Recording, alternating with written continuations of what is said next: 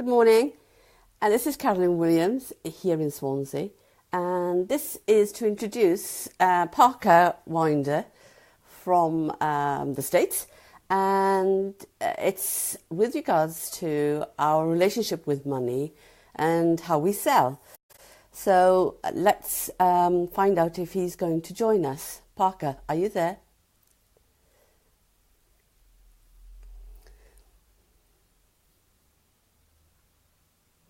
Morning, Parker. Let's give him a couple of minutes, I think. The introduction to Parker was from a lovely friend of mine who joined me in London Rail to graduate on Speak to Inspire. And the Speak to Inspires were full of these inspirational people who had speeches about so many topics that was off the scale, basically, in terms of energy. And this particular friend that I made from the States was called Jen Walter. And she kept popping up in her car to do all her different speeches. And most of them were about, we need to find our way outdoors because we are so techie conscious lately and we spend too much time indoors. So it was Jen that recommended I speak to Parker Winder. So this is what I'm desperately trying to do. So let's see if he does. So I'll just give him a couple of minutes. Let's see if he's going to accept this. And being he's from the States, it might take a bit longer.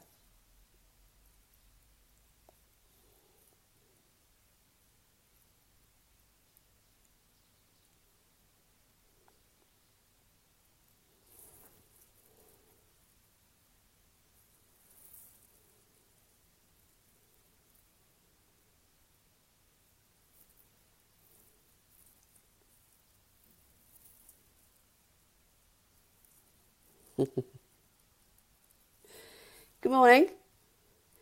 Speak to us, Parker.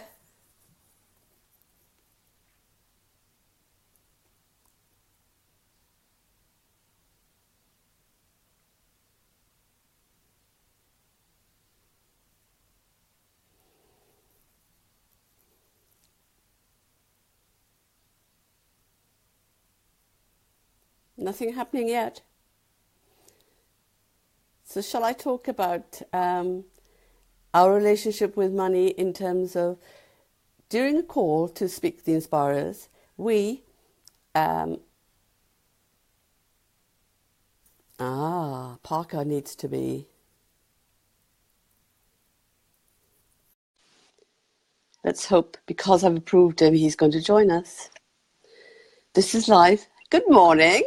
Hey. How are you? I'm great. Good. I've just introduced you as your name and as a person that I was recommended by our good friend Jen Walter, from who I met in Speak to Inspirers. And I would like to, now that you're here, to say our conversation, I've said, is going to center about our relationship with money and selling. So can we start off by asking you who you are and where you live, and what you do? Okay, well, my name is Parker Winder. I live in Utah, and I help people access the naturally more influential part of themselves so that they can sell, more, so they can sell more effectively and without having to work harder, actually. So that's what I loved about what I heard you say the first time we met. You said, the first time we talked, you said, aligned is the new hustle. I had heard that. I heard that you had said that from, I think it was Susan. And I'm like, It was. that's perfect. That's the perfect way to say it, Aligned is the new hustle. Yes, I think alignment as a terminology for me means a lot of things. And the other visual I gave, which I feel describes feelings in terms of what we do, is the alignment between a head, heart, and our hands. There it And is.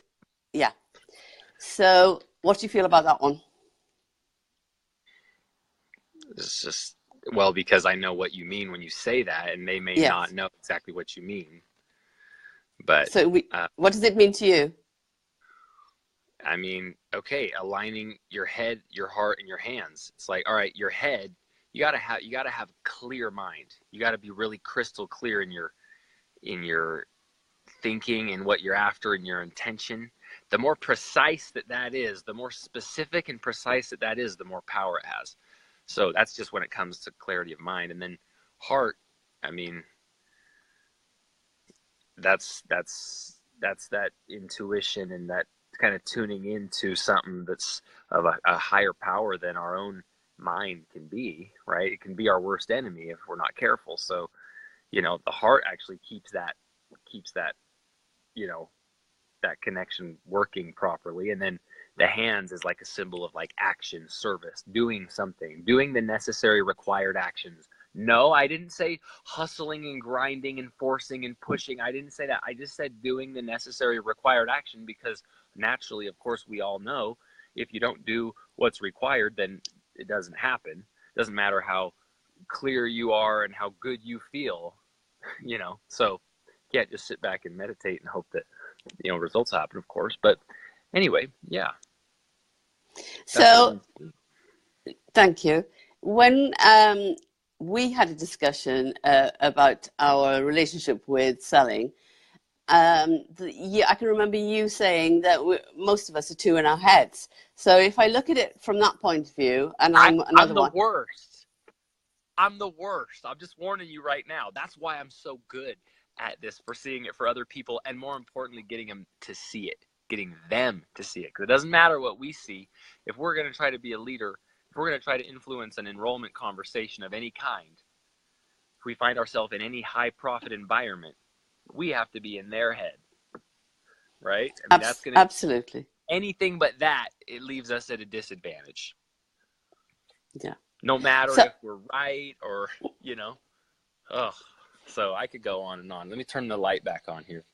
Yeah, we've lost you, Parker. You're in the dark. Would you like to tell people what time it is over there in Utah? It's 1 a.m. and we just got home from some friend's house. And so thanks for bearing with me while I was a little bit late. That's all right. But I am out. There you go. There's the light back on. Well, it's coming here. What's the deal? Everything all right? I literally, at work, I have to sometimes escape out into the car, because the way my house is set up, if any of the 3 babies cry, it's going to show up on a call like this. So there's 3 babies. We have Irish. I was just going to say, tell us about the babies. 2 twin baby girls, and then 1 boy that's right there in front of them. Like literally, they're like a year apart. So they're Irish triplets. And so, and that's on top of the other 2, our 5 and 6-year-old girls. So we all just got home a little bit ago. So anyway, it's dark here, as you can see. Yeah. It's the middle of the night here, but. Well, it's Mother's Day here. Oh, happy Mother's Day. Are you your Thank mom, you. Right? Yeah, I am. Yes, I was just thinking about that. I woke up pretty early this morning, but I went to bed early just to sort of make sure I woke in time. And it's You're just so cool. Can I just say that? Thank you. I literally, it's the same with, there's a few people on the planet that, like, I don't even have to try to do anything, and you're like, that's funny, you're fine. I'm like, really? That's cool. Thanks for telling me that. But I just have to tell you that I was thinking about you since our last conversation the other day, and just how cool you were, and how cool it was that you thought I was funny, or think I'm funny. Which, it helps. It helps, yeah. Especially when you're in meltdown, and there's so many people that get into meltdown. Right. So back to being in our heads, and you said, yeah, and this is where you feel comfortable because you do. So take us through practical steps for people to get out of their heads in terms of selling. It's an awareness of watch your language. Just start watching your language and start noticing things. When you watch your language, you'll notice things that you otherwise wouldn't have noticed. Notice. It's sometimes hard to see it in ourselves. It's easy to see in other people. But some practical steps, it's like, the first thing would be comes down to, man, get real aware of when you say the word I. Just notice how we relate with the world from I. And it's made up. It is an illusion. I is an illusion. And so that might sound kind of a little bit too woo-woo for some of the listeners, but I mean, it's becoming more and more accepted nowadays. And so one other practical step would be to meditate. What's meditate? Well, what I mean is sit there quietly with yourself and just pay attention to the thoughts that come in your head and just notice them and let them be there without thinking that they're you. That'd be the second super powerful thing. So I just kind of said a lot in there, but do you want to ask any questions about any of that, or? Yes, I think, again, it's because it's your world, and I believe that in our profession, in mine, it would have been about well-being, and it would have been about being a professional, and it would have been about how you build a business. And so if there are any areas of weakness or inability, and in particular where we are concerned, we'd focus so much about doing a good job that we'd forget about building any kind of wealth or value. And for me, what you said there was actually sort of, do we value our time, number one? Do we price ourselves correctly in the market, number two? And how do we go about it, number three, which is the biggest thing? There you go. Okay. The first one was, it's about value ourselves. How do we value ourselves? Yes, in what we offer, in whatever it is we offer, whether it be a product or a service. You know, I had a client ask me a similar question the other day. How did you come up with that pricing that you said? You know, in your book you mentioned 50,000 for this or that. Is that why you have 50,000 as your pricing right now that you sell to some people? And I said, no, actually, honestly, I didn't even put that much thought into it. I just use what I call the rectal extraction method to come up with the fee for that. And he's like, what is that? I said, I pulled it out of my ass, man. That's what I did.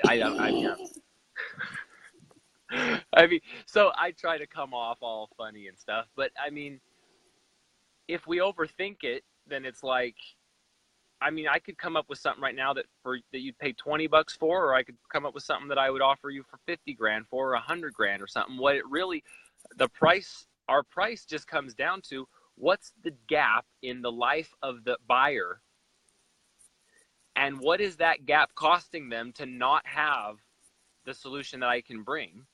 And can we quantify that into something? And our price should come in some sort of relation to that. So I could do a different offer for a different thing. The bottom line is, I know you can't pay me what I'm worth. I can't pay you what you're worth. We're priceless. You know? So I had someone the other day, he was like, I don't know if I can afford you. I said, fine, you can't. You're probably right, you know? And he's like, well, what do you mean? And I said, well, you can't pay me what I'm worth anyway, so it doesn't really matter. Now, as far as what you can afford, I don't know. I'd be happy to talk to you about what you're trying to do. But, I mean, we're all so priceless. So the value comes down to whatever we say it is, whatever we declare as our value, and then we back it up with integrity, right? Go be who you need to be, and go be who you say you're going to be, and be your word. But, you know, so that's that one. Okay. With what I like about your introduction on your Facebook page is that the statement there says breaking sales records without sacrificing family time. So that really brings it back to, especially for me, because I did have a boy and a girl, and I was a trained teacher. So what I decided to do was to walk the talk. you know, I wanted to make sure that I spent time with my two, because I worked hard to bring them into the world. And so I was going to give them my time, but that meant sacrificing my career, because in those days you didn't ask people to look after your kids. So I thought, walk the talk and look after them yourself. So you very quickly, if you're somebody like me, especially if you're a female in the days of when I had my children and they were young, you were a full-time mum and a housewife. You didn't work. So I was already breaking those barriers in terms of I was a mum. I was so grateful. I was so happy to be so blessed with two beautiful kids. But at the same time, I really was secretly, and it was secretly because it did make me ill, wanting to pursue a career. And in those days, you didn't talk about it. So what I did was very cleverly, what people do in sales, was to fit the hours around the family. So I started doing what I call adult education work, and then working with the London Central YM, teaching the teachers, so that those hours fitted around my family. So Parker, in your case, talk about how you do it. I just believe that I I just believe so strong and have experienced so much that alignment is the new hustle. It's not what you do necessarily that has the value. It's what you get done. And so if I can get way more done in less time, why wouldn't I do it? Well, when I'm tapped into my higher self, or when we're looking at the enrollment conversation from a powerful perspective, we can naturally just kind of have access to an intelligence, a connection that'll steer the conversation in the way that it's supposed to go. And so it that way of looking at it and that way of living happens to work a whole lot more conveniently for my busy life with these 5 kids under 6. And so I I'm not sure exactly. Can you ask it a little more specific what you're asking?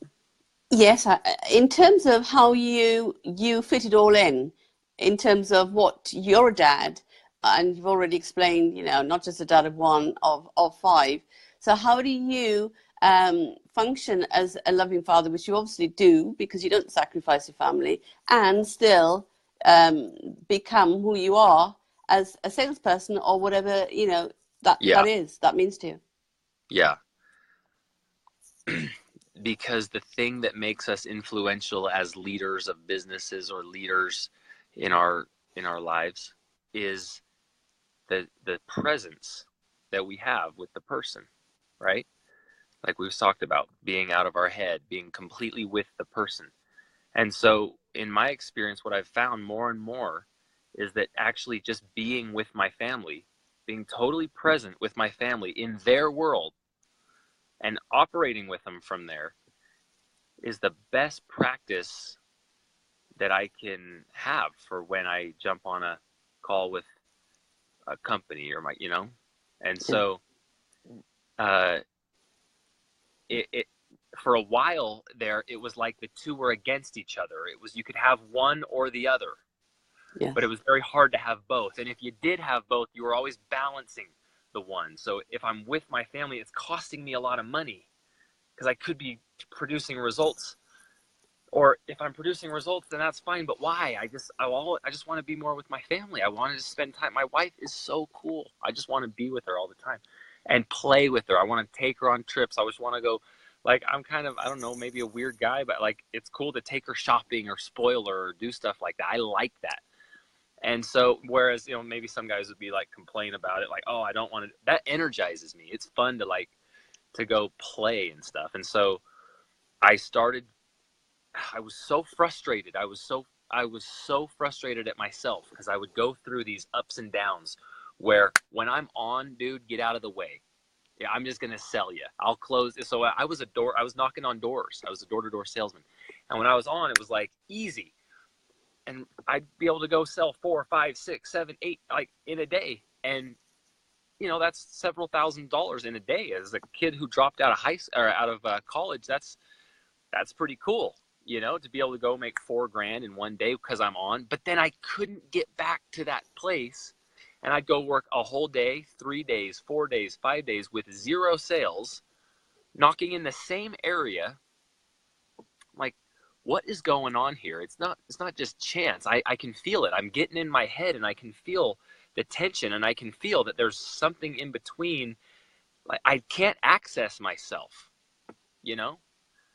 If I only could just access myself, that part of me that's tuned in, tapped in, turned on, then I would be able to get huge sales and have the extra playtime to go vacation and go do all those things I want to do, And so I kind of started becoming obsessed with that.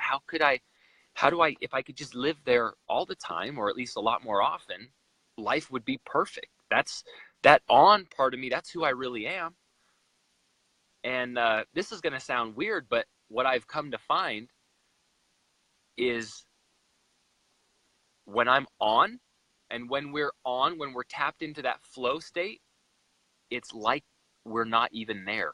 I'm not even there. In other words, there's no sense of I there.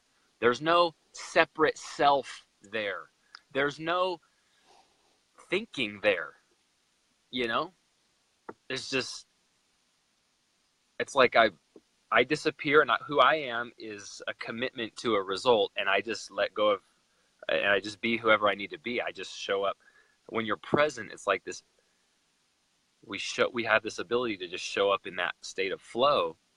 And I just knew that if I could learn that, or somehow tap into that more often, I could have the dream life and look like my life's so easy and carefree and fun. But really, in the business, what you don't see is I'm actually producing awesome results too.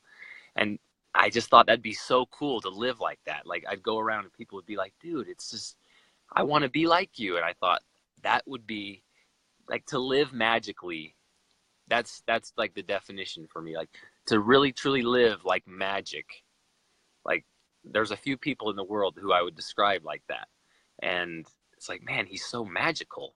It's like Steve Hardison, for me, comes to mind, which most viewers won't even know his name. He doesn't care if people know his name. He's not that kind of coach. But people pay him $150,000 all the way up to $1 million to fly to him just to talk to him. And he doesn't even care if they know his name, if people remember his name. He's not out there trying to be anything to anybody. He's not trying to get more business. He's not trying to get more clients. He's not trying to do anything. It's just who he is. And I asked him one day, and he said, Parker, I'm paid to be me. I don't know what to tell you. That's just how I am. That's just how it is. And I thought, what a cool concept, paid to be you. Yeah, well, I bet a lot of people could do that. They could be paid more to not do more, but to just be them, and to shift some perspective of how they're approaching their business and their sales and things, but paid more to not do more, but be more you and add more value, because it does add more value, right? When someone's authentic, it adds so much value. I got you to answer that one. That was a brilliant magic moment there, because that's about experience, and you've obviously had those experiences that you were able to express exactly in the way you did. And, for me, that the energy there was, if there was a light bulb, that was going off there. So well done, Parker, on that one. Right. Well, I'm trying to read these comments on here. I'm like, when I read these comments, I don't know exactly, because it could be, there's a delay, and so it's like, I don't know exactly what they're referring to. So how do you, I'm going to talk about the bulletproof action here. How can you sum up what somebody needs to do as a bulletproof action? We've lost you. There you go. There, you're back. A bulletproof action? Action on what we've discussed. How would you encourage somebody to bring them to, it's a call to action, we call it, bring them a bulletproof type action plan? Yeah. there's a dichotomy in that, because the part of you that asks that, and the part of all of us that wants a specific thing, Yes. is the part of us that is striving to, like, oh, it's just striving to have something concrete. A bulletproof action would be, well, I mean, what I would do actually to really answer your question, and I don't know if we planned on this or if you mind or anything, but can I ask you some questions so that I could give you a customized bulletproof action in your situation that would be beneficial, or somebody who you know that you could No. answer as or something? Okay, let's do this one then. I've written a 6-week module for people who want to find their passion, and in finding their passion, it leads them obviously to live their purpose. So for a bulletproof action I've produced it, I've discussed it with someone who is interested and wants to run with it. How would you advise in terms of bulletproof action, bringing it to call to action on a selling factor, so selling that product, and it's online? How would I approach selling that product online? Online, yeah. Other than obviously conversation with people who are very interested in that. So yeah, that's where it would happen. It would happen in a conversation typically, Yeah. right? Yeah. No sale ever happened outside of a conversation. So it'd come down to, I mean, I don't know if this would be super beneficial for you, but what's the exact problem, the precise problem that it helps them solve? Yeah, what is absolutely. the precise problem that it helps them solve? I think what would they say? Sorry? What would they say is the precise problem that it helps them solve? Most people I speak to, unless they've obviously chosen a pathway, a career pathway that they are very suited to, most of them would say, I'm unhappy in doing what I'm doing. I'm unhappy in work. I want to change. And so really, I'm solving the problem of letting them explore and experience. So it's back to the magic of experiences. An area that they didn't even think they could go down. So it's showing them that passionate route. Yeah, you get them to experience something. Yeah. Always. Like, right? I mean, that's... and in experiencing that kind of level of energy, and energizes, the energy when we feel it, that in the same way we've just had a wonderful moment with you, Parker, that takes us to another level. It's a different level that we've never reached. When we're in that level, it's then the light bulb goes up and we have that aha moment, and then we think, that is what that my heart beats there. I really want to have that higher beat. And that's what makes me alive. So it's getting to that point of really tuning in to what makes us tick. Okay, as you said that, I just had an idea. This would be a concrete thing that anybody could apply and do. And it's this. Those times when you're tuned in, tapped in, turned on, you feel it, and it's just, you're so in the zone. It's just everything becomes clear, and you can talk to someone, so you can really serve them. In that enrollment conversation, you could get in and find that by asking them really good questions and listening to them really well. Okay, the way that someone gets into that place is this: say what you can't say to whom you can't say it to. Say the thing that you can't say. Say the thing it's like, oh, I don't want them to know that. If I would die if they found that out. I'm trying to protect that part of me. Just say that thing. Now, that is going to feel like a threat to most people when I say that. Like, you're hiding a secret. Let go of a secret. That's going to sound like a threat, but the part of you that it'll sound like a threat to is the part of you that's inauthentic. It's the pretending part. It's this part that's in the way of that natural state of being on. That's who we naturally are. We could be there 100% of the time if we're just being our total self, because all it is pure love, right?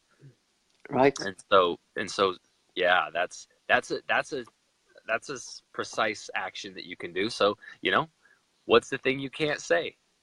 Yeah. The And it's thing, probably different. Yeah, what's the thing you can't say?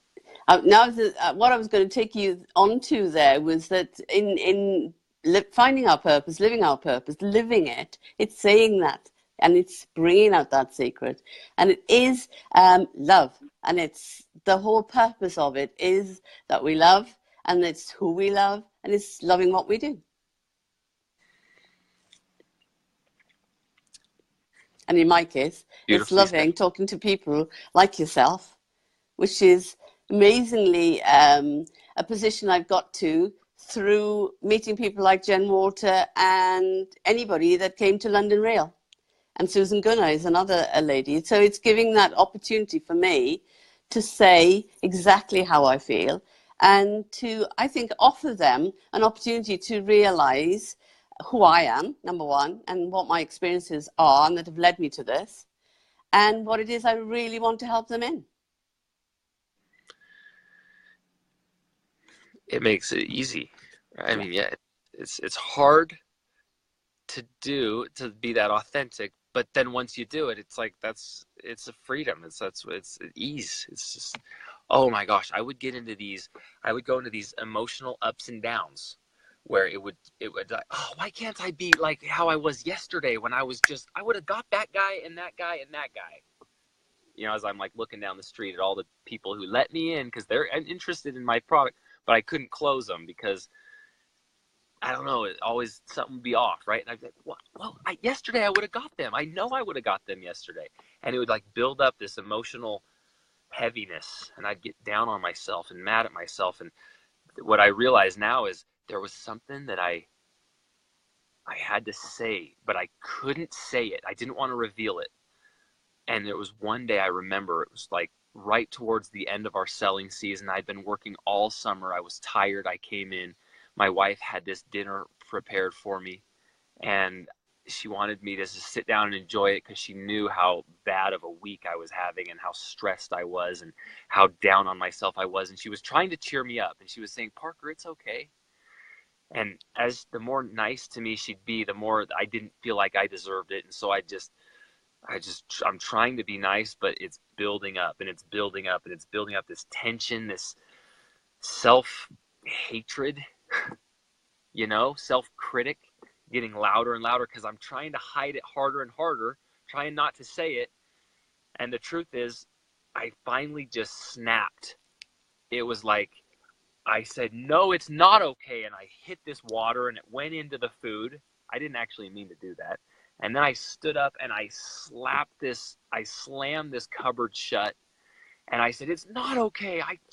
I suck. I don't know why. I suck. And I stormed into my room and I slammed the door. And I just sat there like, how do I escape myself? I'm locked in here. And I don't want to admit that I suck. I'm afraid to admit that. I want to be seen as the best guy in the office. That's who I think I should be. But I'm not. I don't know why. I'm not him. I'm trying to pretend. And when the emotion got high enough and I just let it out, I just cried there for a few minutes. And then she came in and she was mad at me. Like, you can't do that. We have a newborn baby. And I'm like, I know. That's why I'm so stressed, right? But after I just said what I couldn't say, because I was trying to hold on to it, my identity was trying to protect itself so much. Once I said it, it was like this clarity started to come in, and we had this heart to heart. And she said, you sound great right now. After a few minutes, she said, you sound, just as an example, sell me this hat.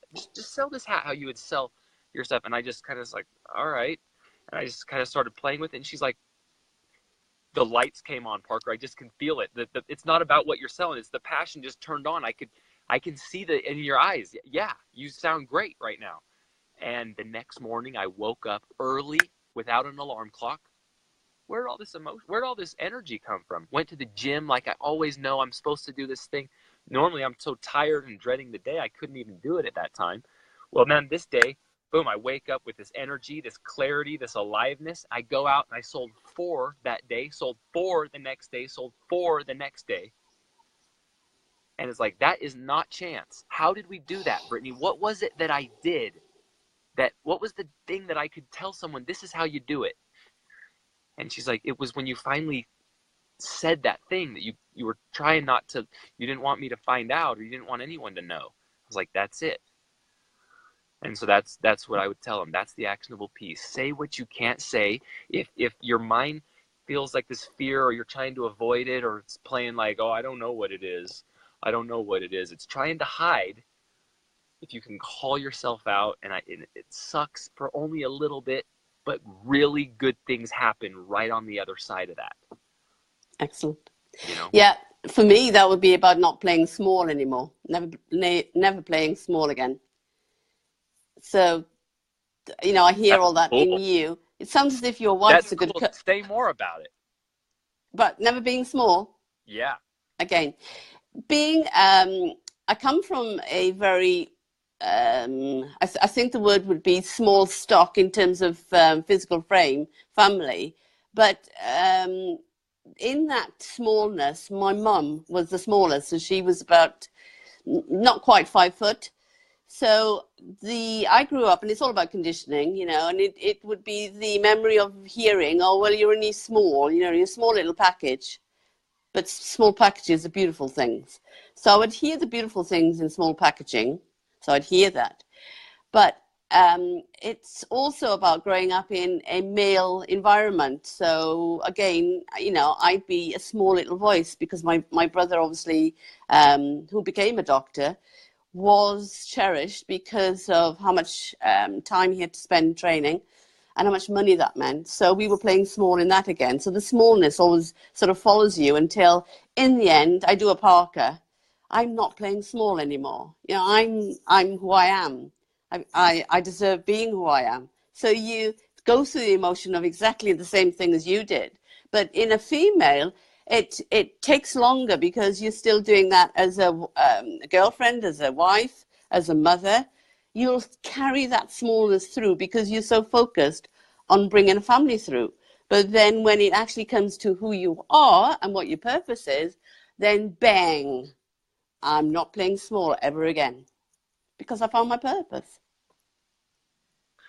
Wow. Yeah. Well, yeah, when you get really clear about who you are and who you're not, then your purpose comes more clear, and it's not a small purpose because who we are isn't small, right? No. Who we are Yeah.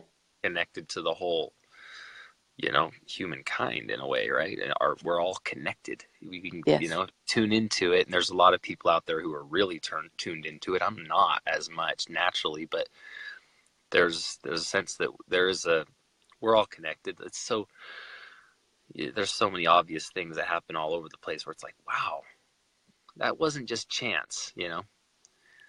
And so as you tune into who and what we really are, and we see that we're all on the same team here, we're all connected, it's kind of impossible to play small now because now you're on a world stage, you're on a really quickly, and just like with what you're doing with American. Yes.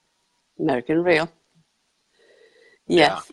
Yeah. And the latest bit, which I don't know if it fascinates you, but as a result of meeting a very young millennial gentleman called Jack Morton. Jack Morton is on, I met him through the Broadcast Yourself with London Real.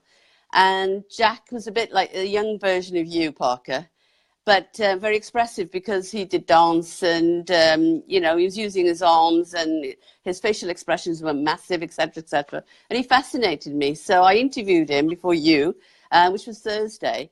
And he said to me, I'm going to challenge you, he said. And I said, okay, a bit like what you did there. You know, you talk about something that, you know, you want to sell and explain it to us, which I have tried to here.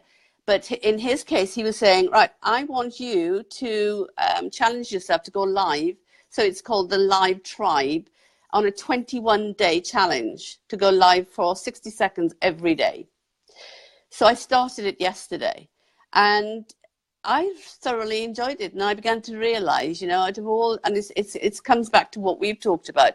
It's getting out of the head again. It's getting, because I was in Cardiff and I was in the train station, and I was looking at the clock, and it was about the time, a big clock in front of you. And it was about saying, is this train going to come on time? Which is what every passenger thinks. Is this train going to turn up? And is it? So that was my first live. Okay. On travel. So if ever you're interested in it, Roger Brooks of American Real, he's on it, and he'd been on it for 5 days. So it was ironic that he then came into my video live and said, "Hey, fancy meeting you here." So it's a lovely way of meeting somebody. It's the law of attraction. We're into different things. No, it was yesterday. It was purely because of doing this live for my first day. I see. So he'd been doing it for 5 days, you see. So he was saying, "Hey, fancy meeting you here on Live Tribe." So, okay, cool.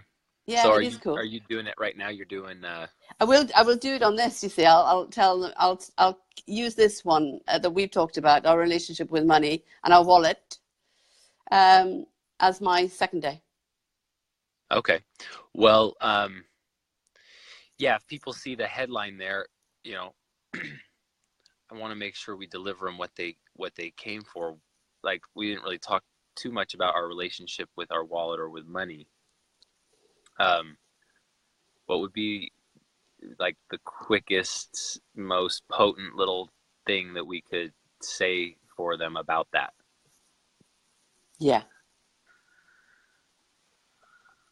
Like, I'm thinking, like, all right, what would be the most useful thing that we could say to them about specifically their relationship with money? Or, so maybe you ask me there, or you'd say something, I don't know. Or I guess we've kind of been talking about money this whole time in terms of enrollment conversations and sales conversations. I mean, where does money come from? Right? What is money? That's, well, practically money comes from other people's bank accounts. That's where it's at right now. And it has to leave somebody's hands. Right. And there's always going to be some sort of conversation around that, whether it's happening in your marketing or in your sales conversation or in a text conversation. So there's a conversation somewhere. So all of this is language. It's all made up in language. So it's an agreement that humans have with each other about what's value, right? And we agree in language of what it is, and that's kind of the essence of it. And then to say it exists somewhere, I mean, nowadays it's even more obvious that it's just, it's code, right? Especially with the crypto stuff. It's just code. It's just language again. But we all bring our own projections onto money that we don't see that we're bringing. We just think that's just how it is. And the value, I think, is in seeing where we're doing that we weren't seeing before, and becoming aware of that we're doing it, so that we now have choice again. Because if we're not aware of it, then we don't have any choice. It wouldn't occur to us to do anything else. We don't actually have a choice. But as soon as we're aware of it, then we can choose powerfully. Like, oh, my thought said that, but that actually doesn't have to be the reality. I don't have to be committed that's how it is. I could actually create a totally different kind of context for this. Now, that might be getting a little sounding weird, but we can create more powerfully when we're aware of it. Absolutely. Thank you so much for such a lovely experience on Mother's Day for me. Thanks for getting up earlier for me to do this at this time for me. So it's worth it.